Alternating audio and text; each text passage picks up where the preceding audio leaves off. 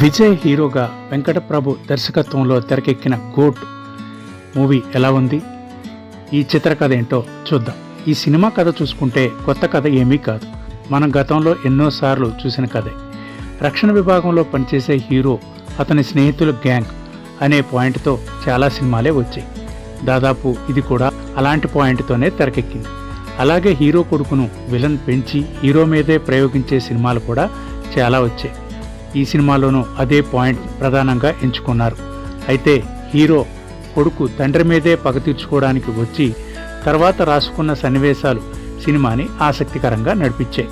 అయితే హీరో కొడుకును హీరో కలిసేందుకు ఎంచుకున్న ఎత్తుగడ సినిమాను చాలా వరకు డ్రాగ్ చేయడానికి కారణమైంది.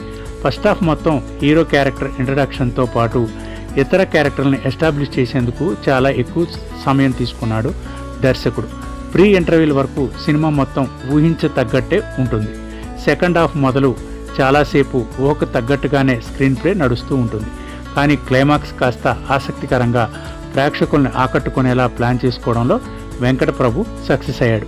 అయితే సెకండ్ హాఫ్లో వచ్చే ట్విస్టులు ఎక్కువ అనిపించినా అది మీ తప్పు కాదు. ఫస్ట్ హాఫ్ కంటే సెకండ్ హాఫ్ బెటర్గా ఉంది. తండ్రిపై కొడుకు ఏర్పరిచిన పగ విషయం బాగానే ఉంది, కానీ ఎక్కడో ఏదో మిస్ అయిన ఫీలింగ్ మాత్రం కలుగుతుంది. అయితే ఇది విజయ్ అభిమానులకి నచ్చవచ్చు. దళపతి విజయ్ 2 ప్రధాన పాత్రల్లో మెరిశాడు.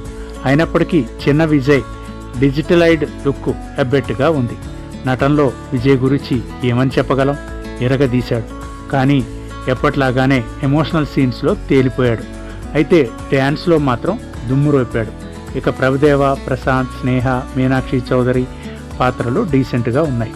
ప్రేమ్జీ, యోగిబాబు తమ పాత్రల పరిధి మేరకు నటించారు. టెక్నికల్గా ఈ విషయం బాగానే ఉంది. గోట్ విజయ్ రాజకీయాల్లోకి వచ్చే ముందు చేసిన చివరి సినిమా అని ప్రచారం జరగడంతో సినిమా మీద బాగా అంచనాలు ఏర్పడ్డాయి. ఇంతకీ ఈ సినిమా ఎలా ఉంది అనేది ఇప్పుడు రివ్యూలో చూద్దాం.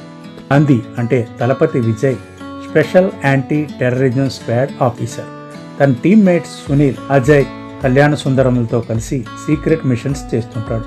తన భార్య అను అంటే స్నేహతో సహా ఎవరికీ ఈ విషయం తెలియకుండా జాగ్రత్త పడతాడు. ఇక ఒక మిషన్ కోసం విదేశాలకు వెళ్లిన క్రమంలో 5 ఏళ్ల కొడుకు జీవన్ మరణిస్తాడు. అప్పటికే గర్భంలో ఉన్న అను ఒక పాపను జన్మనిచ్చి కొడుకు దూరం కావడానికి భర్త ఉద్యోగమే కారణమని భావించి దూరం పెడుతుంది.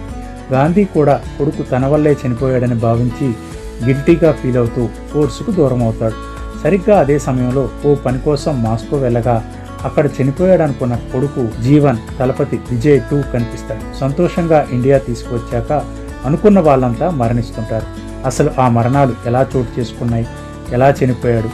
జీవన్ ఎలా తిరిగి వచ్చాడు? వీటన్నిటినీ గాంధీ ఎలా ఆపగలిగాడు? అదే చిత్రకథ. సినిమా ఓవరాల్గా బాగున్నా ఎడిటింగ్ విషయంలో మరి కాస్త శ్రద్ధ పెడితే బాగుండేది అనిపించింది. ఇక సంగీతం అదరగొట్టేసింది. ఇక యువన్ శంకర్ రాజా బ్యాక్గ్రౌండ్ స్కోర్ల విషయంలో ఫుల్ మార్క్స్ తెచ్చుకున్నాడు. పాటల విషయంలో కూడా ఫుల్ మార్క్స్ పడలేదు. కొన్ని పాటలు అంతగా ఆకట్టుకోలేకపోయాయి. ఈ సినిమాకి మేమిచ్చే రివ్యూ పాయింట్స్ 3/5. లేటెస్ట్ అప్డేట్స్ కోసం మా ఛానల్ని సబ్స్క్రైబ్ చేసుకోండి. తెలుగు 24 ఛానల్ని సబ్స్క్రైబ్ చేసుకుంటే మరిన్ని అద్భుతమైన విషయాలను మీకు చేరువ చేస్తాం. సినిమాకి సంబంధించిన అప్డేట్స్ ఎప్పటికప్పుడు అందిస్తుంటాం. తప్పనిసరిగా తెలుగు 24 ఛానల్ని సబ్స్క్రైబ్ చేసుకోండి. నోటిఫికేషన్స్ కోసం బెల్ ఐకాన్ కూడా క్లిక్ చేయండి. Thank you for watching.